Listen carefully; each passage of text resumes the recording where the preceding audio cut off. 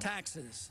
Taxes are certainly higher. A federal income tax of 35 to 40% is something many middle-class Americans must pay, while on average they work for the government more than half the year. In passing on our estates from one generation to the next, our partner, the U.S. government, decides on its share before the next generation can take over. The estate tax certainly verifies the saying about the inevitability of death and taxes. At the turn of the century, we had neither, and in spite of a continuous outcry against both, there's no sign that either will soon be eliminated. Accepting the principle behind both the income and the estate tax concedes the statist notion that the government owns the fruits of our labor as well as our savings, and we are permitted by the politicians' generosity to keep a certain percentage. Every tax cut proposal in Washington now is considered a cost to government, not the return of something rightfully belonging to a productive citizen. This principle is true whether it's a 1% or a 70% income tax. Concern for this principle has been rarely expressed in a serious manner over the past 50 years. The withholding process has permitted many to believe that a tax rebate at the end of the year comes as a gift from government. Because of this, the real cost of government to the taxpayer is obscured. The income tax has grown to such an extent, and the government is so dependent on it, that any talk of eliminating the income tax is just that, talk. A casual acceptance of the principle behind high taxation with an income tax and an inheritance tax is incompatible with a principled belief in a true republic. It is impossible to maintain a high tax system without the sacrifice of liberty and an undermining of property ownership. If kept in place, such a system will undermine prosperity regardless of how well off we may presently be. In truth, the amount of taxes we now pay compared to 100 years ago is shocking. There is little philosophic condemnation by the intellectual community, the political leaders, or the media of this immoral system. This should be a warning sign to all of us that even in less prosperous times, we can expect high taxes and that our productive economic system will come under attack. Not only have we seen little resistance to the current high tax system, it has become an acceptable notion that this system is moral and is a justified requirement to finance the welfare warfare state. Propaganda polls are continuously cited, claiming that the American people don't want tax reductions. High taxes, except for only short periods of time, are incompatible with liberty and prosperity. We will, I'm sure, be given the opportunity in the early part of the next century to make a choice between the two. I am certain of my preference. Welfare. There was no welfare state in 1900. In the year 2000, we have a huge welfare state, which continues to grow each year. Not that special interest legislation didn't exist in the 19th century, but for the most part, it was limited and directed toward the moneyed interest, the most egregious example being the railroads. The modern-day welfare state has steadily grown since the Great Depression of the 1930s. The federal government is now involved in providing health care, houses, unemployment benefits, education, food stamps to millions, plus all kinds of subsidies to every conceivable special interest group. Welfare is now part of our culture, costing hundreds of billions of dollars every year. It is now thought to be a right, something one is entitled to. Calling it an entitlement makes it sound proper and respectable and not based on theft. Anyone who has a need, desire, or demand and can get the politician's attention will get what he wants, even though it may be at the expense of someone else. Today, it is considered morally right and politically correct to promote the welfare state. Any suggestion otherwise is considered political suicide. The acceptance of the welfare ethic and rejection of the work ethic as the accepted process for improving one's economic conditions are now ingrained in our political institutions. This process was started in earnest in the 1930s, received a big boost in the 1960s, and has continued a steady growth even through the 1990s, despite some rhetoric in opposition. This public acceptance has occurred in spite of the fact that there is no evidence that welfare is a true help in assisting the needy. Its abject failure around the world, where welfarism took the next step into socialism, has even a worse record. The transition in the past 100 years from essentially no welfare to an all-encompassing welfare state represents a major change in attitude in the United States. Along with this acceptance, the promoters have dramatically reinterpreted the Constitution from the way it had been for our first 150 years. Where the General Welfare Clause once had a clear general meaning, which was intended to prohibit special interest welfare and was something they detested and revolted against under the King George, it is now used to justify any demand of any group as long as a majority in the Congress votes for it.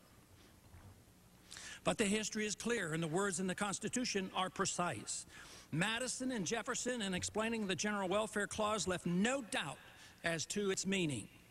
Madison said, quote, "With respect to the words general welfare, I have always regarded them as qualified by the detail of power connected with them.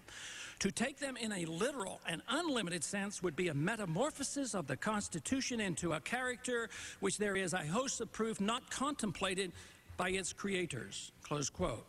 Madison argued that there would be no purpose whatsoever for the enumeration of the particular powers if the General Welfare Clause was to be broadly interpreted.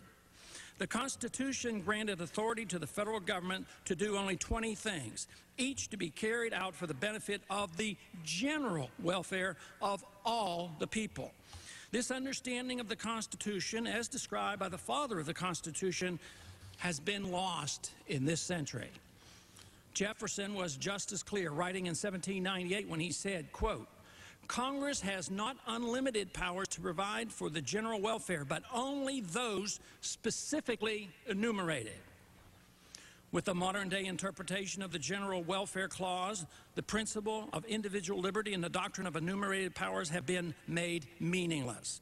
The goal of strictly limiting the power of our national government, as was intended by the Constitution, is impossible to achieve as long as it is acceptable for Congress to redistribute wealth in an egalitarian welfare state.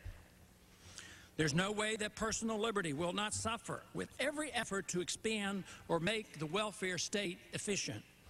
And the sad part is that the sincere effort to help people do better economically through welfare programs always fails. Dependency replaces self-reliance, while the sense of self-worth of the recipient suffers, making for an angry, unhappy, and dissatisfied society. The cost in dollar terms is high, but the cost in terms of liberty is even greater, but generally ignored. And in the long run, there's nothing to show for this sacrifice. Today, there's no serious effort to challenge welfare as a way of life, and its uncontrolled growth in the next economic downturn is to be expected. Too many citizens now believe they're entitled to the monetary assistance from the government anytime they need it, and they expect it. Even in times of plenty, the direction has been to continue expanding education, welfare, and retirement benefits. No one asks where the government gets the money to finance the welfare state. Is it morally right to do so? Is it authorized in the Constitution? Does it help anyone in the long run? Who suffers from the policy?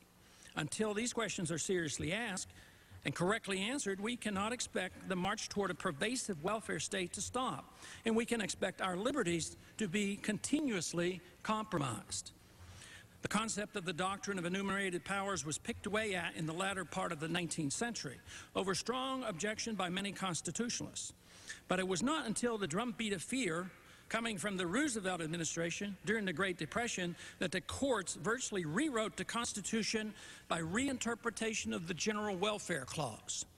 In 1936, the New Deal Supreme Court told Congress and the American people that the Constitution is irrelevant when it comes to limits being placed on congressional spending. In a ruling justifying the Agricultural Adjustment Act, the court pronounced, quote, "The power of Congress to authorize appropriations of public money for public purposes is not limited by the grants of legislative power found in the Constitution," close quote. With the stroke of a pen, the courts amended the Constitution in such a sweeping manner that it literally legalized the entire welfare state, which, not surprisingly, has grown by leaps and bounds ever since. Since this ruling, we have rarely heard the true explanation of the General Welfare Clause as being a restriction of government power, not a grant of unlimited power. We cannot ignore corporate welfare, which is part of the problem. Most people think the welfare state involves only giving something to the unfortunate poor. This is generally true, but once the principle established that special benefits are legitimate, the moneyed interests see the advantages in influences the legislative process. Our system, which pays lip service to free enterprise and private property ownership, is drifting toward a form of fascism or corporatism rather than conventional socialism. And where the poor never seem to benefit under welfare, corporations become richer. But it should have been expected that once the principle of favoritism was established, the contest would be over who has the greatest clout in Washington.